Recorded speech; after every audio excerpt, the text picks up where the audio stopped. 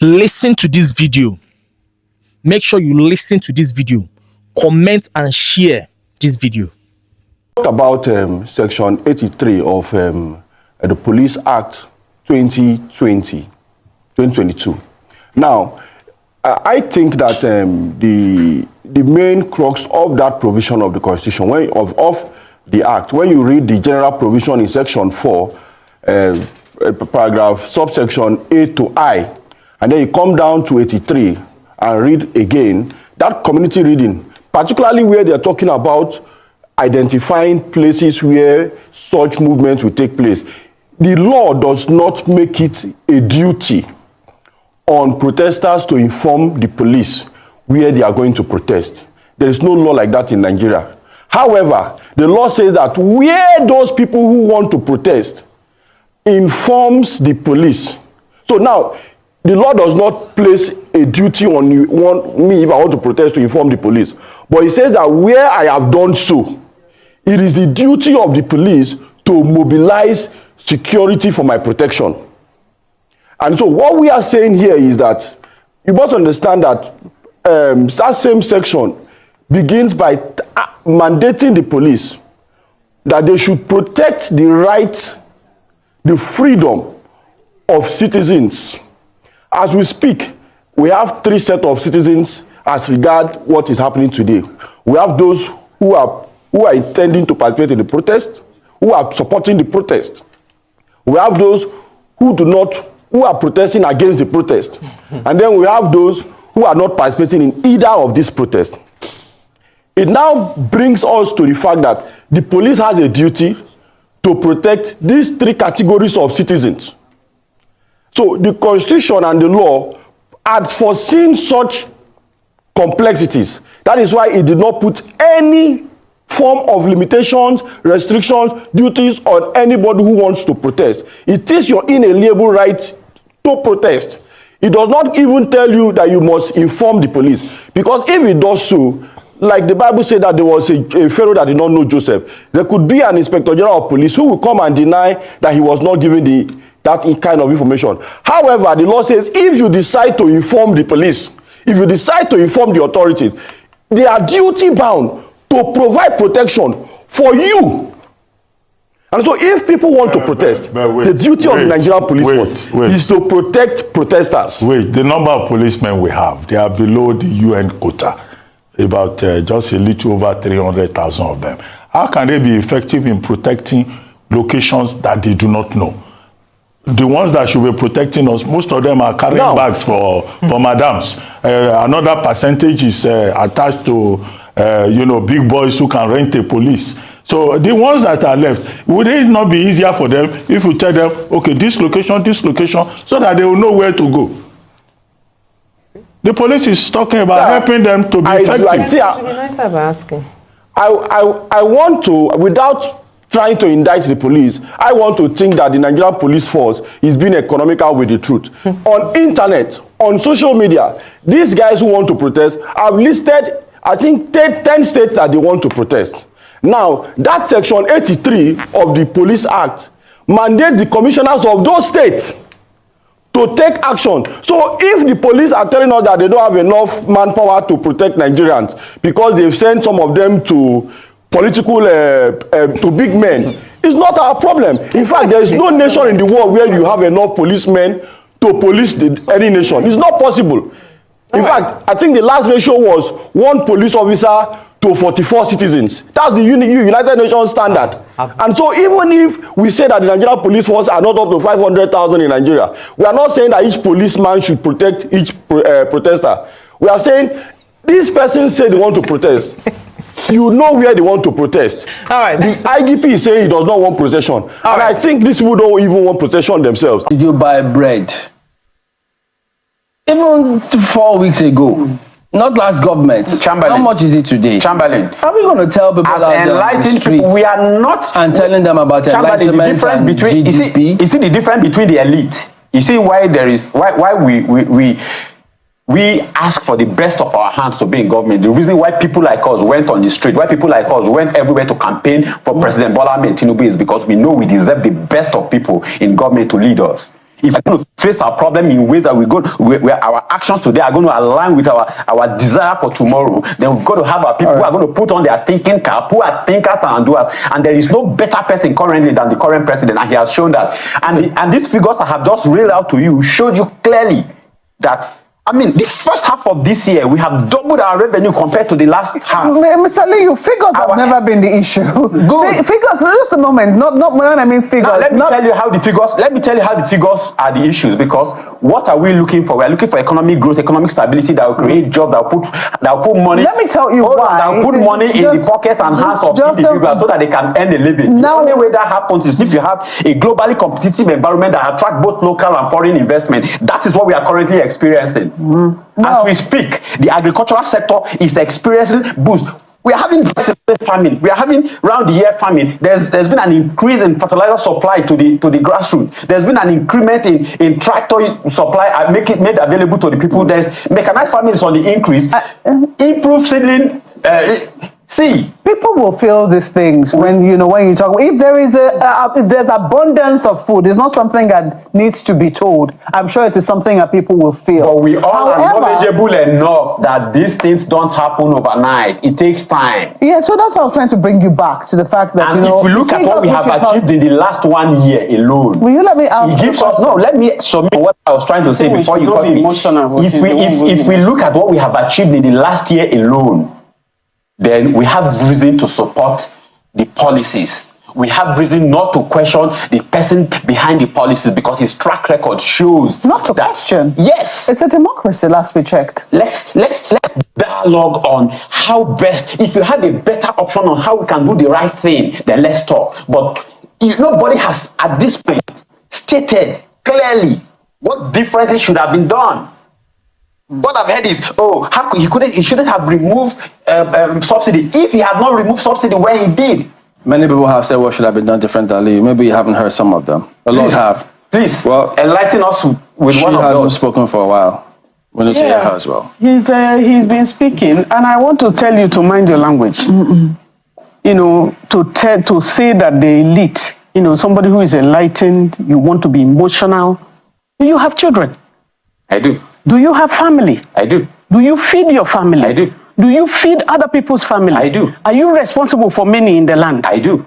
I am. Very good. And so the question now is, even the minimum wage that we're talking about, that is 70,000, cannot buy a bag of rice. When we had a minimum wage that was 30,000, or that was even 18,000, at that time, bag of rice was 8,000. Before the coming of the APC government, let me just say APC now. APC government. Now you are giving them money that cannot even buy a bag of rice. And that is not enough for me to be emotional. And so if you are a mother in the land, that they are talking of hunger, raw hunger. Because if you have in your figures that more than 80 million is going to bed hungry every night, that's a nightmare. Out of that, you have women who are having children on a daily basis. Out of that, you have so many people who are in the IDP camps. You have gender-based violence. You have violence everywhere. And then that's not enough for you to be emotional. Then I don't see what. Now, you have a space. We have always demonstrated. I was part and parcel of a lot of demonstrations during the military rule. I went to jail, I went to detention, I was kidnapped, and all of that happened during the military government. And now we are here today, we want to go and protest. If you block the line to allow people to protest, what will come at another time? There will be nobody will give you notice. This time they gave notice and say, we want to protest. We are hungry in the land. That is giving you a message that something is happening and you need to do something about it. And so that gave the Tinubu administration time to negotiate, time to even talk to people, but your signs are what make you not to protest. And let me take it back to when we did the lockdown of the National Assembly. A lot of you were there. Channels, all the media, everybody was on ground there. When we went to lockdown of the National Assembly, when they threw the gender bills out through the window, it was a spontaneous decision and we went down. 4 weeks we were at the National Assembly. But you have a new administration now, the House of Representatives, for the first time, celebrated, International Women's Day. This year, that was the first time we're having it in the history of our time. And they said, okay, let's look at the gender bills again. You don't have to go to the street. Come talk to us. That's the way the administration moves. You do something that makes people, they have even on their own introduced bills already. And so what you do, so if I'm buying bread, if I used to buy bread, 500 naira, and then it went to 900, and then it went to 1,500, and then it went to go to 1,800. And not the bread that used to be the common man, aggregate bread is what we used to, on the streets of Lagos. I used to live in Lagos. President, Tinubu was a governor when I was in Lagos, so he was my governor.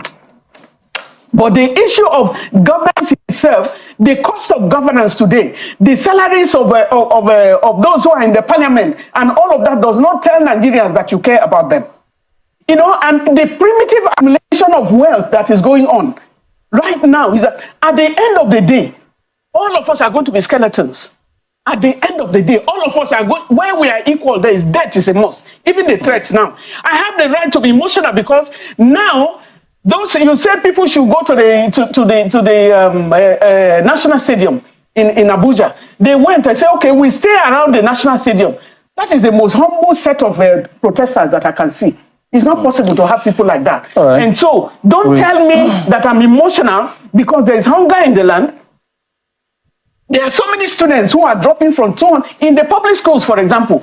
Our education, our public education used to be one of the best across Africa because before the structural adjustment program came, and they adopted it and destroyed the structures.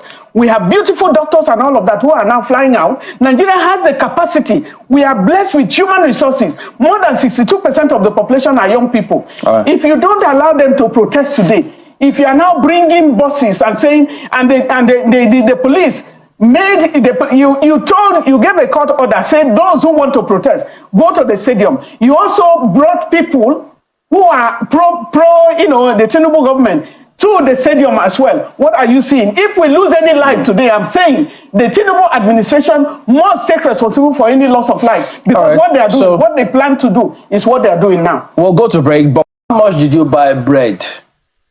Anybody have the right to protest. I also have the right to resist protest.